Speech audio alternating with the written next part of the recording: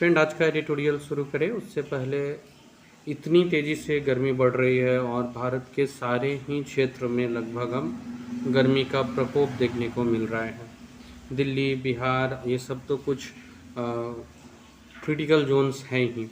तो प्रिपरेशन के साथ साथ अपना ख्याल रखें। ये इन चीज़ों के साथ भी फाइट करना अब एक नेसेसरी विषय हो गया है। जो कुछ कुछ आप कह सकते हैं नेचुरल चीज़ें जो कुछ आ रही हैं। सो फिलहाल हम लोग आज करेंगे इंडियन एक्सप्रेस को। एकदम फ्रंट पेज पे ही आपको दिखेगा रेड कलर में हॉटेस्ट इन 80 ईयर्स। और जब हम पूरे इस न्यूज़पेपर को डिकोड करेंगे तो आगे भी आप देखेंगे कि गर्मी का इम्पैक्ट कितना पड़ रहा है, न केवल भारत बल्कि पूरे दुनिया पे इसको लेकर के पूरे यहाँ चर्चा है। फिलहाल एक ये है न्यूज़ कि लोकसभा इलेक्शन के परिणाम आने वाले हैं। इसके पहले एक रेटिंग एजेंसी है S&P, इसने अपना एक पॉजिटिव सर्वे का रिजल्ट आप कह सकते हैं जारी किया है, जिसमें ये बता रहा है कि इलेक्शन का रिज़ल्ट चाहे जो भी हो, भारत का जो अभी अपकमिंग टाइम है वो बहुत अच्छा रहेगा। और इसने भारत के प्रगति को पॉजिटिव रूप में देखा है। इसने बताया है कि अभी भारत जिस तरह से सुधार की ओर आगे बढ़ा हुआ है, ये बहुत पॉजिटिव साइन है और इसको कंटिन्यू भी भारत रख पाएगा। ऐसा है कि परिणाम कई बार ऐसे रहते हैं कि किसी कंट्री में जो इलेक्शंस हो रहे होते हैं तो जो दावेदार है अच्छा या फिर जो कैंडिडेट है उन लोगों को भी देख करके एक इनका अपना एक सर्वेक्षण चलता है। बट ओवरऑल इंडिया के पर्सपेक्टिव में इन्होंने कहा है कि रिजल्ट चाहे जो हो, भारत का जो फ्यूचर है जो वो पॉजिटिव रहेगा। ये जो भारत आगे की ओर बढ़ रहा है इसको रिटेन कर पाएगा। ये हो गया। इसके बाद में हम लोग आगे बढ़ते हैं, देखते हैं न्यूज़ जो हमारे लिए इम्पोर्टेंट है। जहाँ दिल्ली से एक न्यूज़ है कि गर्मी का जो है वो तो आप देख ही रहे हैं, यहाँ फ्रंट पे एक पिक्चर भी है। और ये न्यूज़ सबसे चौंकाने वाली न्यूज़ आई है। दिल्ली में एक जगह है, मसरतगंज करके एक जगह है, वहाँ पे 52.9 डिग्री सेल्सियस का तापमान रिकॉर्ड किया गया है। हालांकि अभी इसको चेक करेंगे, इसके जो डाटा मिला है इसको वेरीफाइड किया जाएगा और उसके बाद इसको ऑफिशियली बताया जाएगा। ये ऑफिशियली हो जाएगा। अगर ये ऑफिशियली होता है तो ये भारत का अब तक का सबसे अधिक टेम्परेचर वाला जगह हो जाएगा। तो 2024 को वैसे भी बताया जा रहा था कि बहुत गर्म वाला ईयर आ रहा है, बहुत गर्म वर्ष रहेगा। उसमें ये सब आंकड़ा जो आ रहे हैं ना, ये सब चिंतनीय है। पहले से भी इसको लेकर के, जलवायु को लेकर के बार बार वार्निंग दी जा रही थी। और जैसे देखिए आप आगे बढ़ते हैं न्यूज़ में, हर जगह ऑलमोस्ट आपको लगभग सारे पेज पे गर्मी को लेकर के कभी आर्टिकल्स कोई, और लगभग सारे न्यूज़पेपर में देखने को मिल जाएंगे। यहाँ पे इस पेज में भी यही है, गर्मी को लेकर के है। हमारे जो लोकल न्यूज़ है वहाँ आपको दिख जाएंगे। बिहार की मैं बात कर रहा हूँ, कैसे विद्यार्थियों को इम्पैक्ट कर रहा है, कैसे अन्य सेक्टर्स को इम्पैक्ट कर रहा है। तो गर्मी का मोर और लेस है। इसके अलावा इलेक्शन चल रहे तो इलेक्शन के हैं कुछ न्यूज़। यहाँ एडिटोरियल सेक्शन में एक न्यूज़ है, इसको हम लोग देख लेते हैं। इसमें लेफ़्ट साइड में नीचे की ओर जो एक आर्टिकल है, बिफोर द नेक्स्ट स्टॉर्म, ये थोड़ा पढ़ने वाला है। इसमें डिस्कशन किया गया है नेशनल डिज़ास्टर मैनेजमेंट अथॉरिटी के बारे में, और यहाँ कुछ आंकड़ा भी मिल जाएगा जो प्रीलिम्स एग्ज़ाम के लिए ज़रूरी है। अभी जैसे इस पूरे पेज का ही हम लोग देख रहे थे ना, गर्मी, लू, पूरा का पूरा न्यूज़पेपर इसी से भरा हुआ है। तो इसमें है कि नेशनल डिज़ास्टर मैनेजमेंट अथॉरिटी की स्थापना होती है 2005 में। तो ये एक इम्पोर्टेंट फैक्ट्स मिल गया एग्ज़ाम के लिए।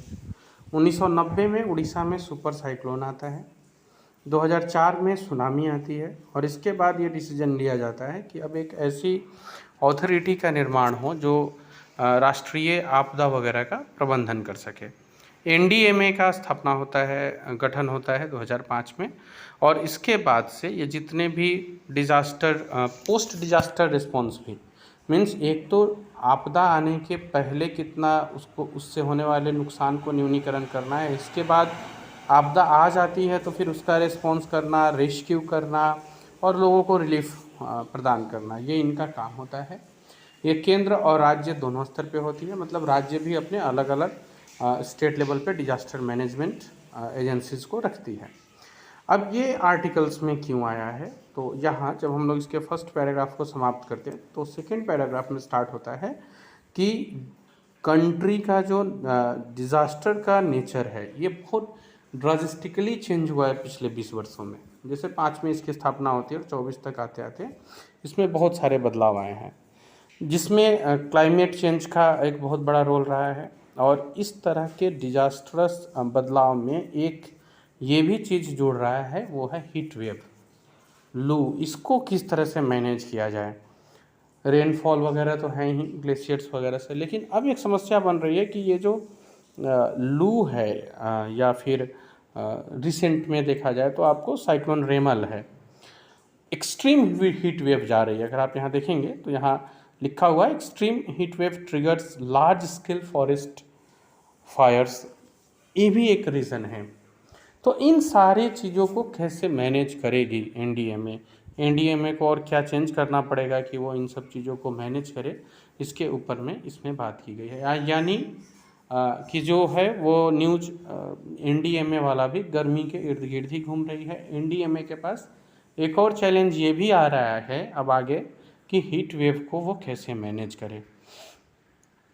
ये जो disaster resilient infrastructure world wide जो, तो ये जो नई समस्या उत्पन्न हो रही है इससे कैसे डिजास्टर मैनेजमेंट इसको कैसे ओवरकम करेगी, इसके बारे में है। इसके अलावा हम लोग चलते हैं नीचे, कुछ विदेश के न्यूज़ को देख लेते हैं। न्यूज़ का जो विदेश वाला सेक्टर है इसको देखते हैं। तो यहाँ हम लोग जब फॉरेन पेज पे चलते हैं तो ज़्यादातर वहीं गाज़ा, इज़राइल, हमास, इन सब से ही जुड़े हुए न्यूज़ है जो प्रायः कंटिन्यू चल ही रहे हैं। प्रीलिम्स के लिए इतना इम्पोर्टेंट नहीं है, लेकिन ये दो न्यूज़ प्रीलिम्स में पूछे जा सकते हैं। एक तो यहाँ पे जो एक न्यूज़ दिया गया है कि ग्लोबल अनएम्प्लॉयमेंट जो है उसमें थोड़ी गिरावट देखने को मिली है, ये 4.9% पर पहुँची है 2024 में। ILO ने इसको बताया है, ILO यानी इंटरनेशनल लेबर ऑर्गेनाइजेशन। तो ये देख लीजिएगा। एक पेपर है यहाँ जिसमें बताया गया है कि केवल दिल्ली ही नहीं पूरे दुनिया में तापमान को लेकर के एक चिंता का विषय बना हुआ है। पूरी दुनिया जो है वो एक्सट्रीमली हाई टेम्परेचर से गुजर रही है। और दिल्ली की बात की जाए तो लास्ट 2 दिन तो एक्स्ट्रा ऑर्डिनरी रहे हैं, बहुत अतिरिक्त मात्रा में टेम्परेचर बढ़ा है। एक जो न्यूज़ आ रही है 52.9 डिग्री सेल्सियस की मुंगेशपुर में, वो और ही मतलब एक अगर वेरीफाई हो जाती है तो वो अब तक के हमारे इतिहास का सबसे ज़्यादा टेम्परेचर होगा। वैश्विक रूप से देखा जाए तो यूनाइटेड किंगडम भी परेशान है, उनके यहाँ भी टेम्परेचर बढ़ा हुआ है। इटली में 48.8 डिग्री सेल्सियस रिकॉर्ड किया गया। चाइना का एक छोटा सा शहर है 52, वहाँ पे रिकॉर्ड किया गया। तो इस तरह से ये ओवरऑल देखने को मिल रहा है कि पूरा का पूरा विश्व ही इससे प्रभावित है। 40 डिग्री यूनाइटेड किंगडम का क्रॉस हो रहा है, चाइना 52 डिग्री को क्रॉस कर रहा है, या 52 degree temperature last year record हुआ वहाँ। तो पिछले जो 2 या 3-4 साल से कहा जाए तो लगातार टेम्परेचर बढ़ते जा रहे हैं। इसको लेकर के अगर विश्व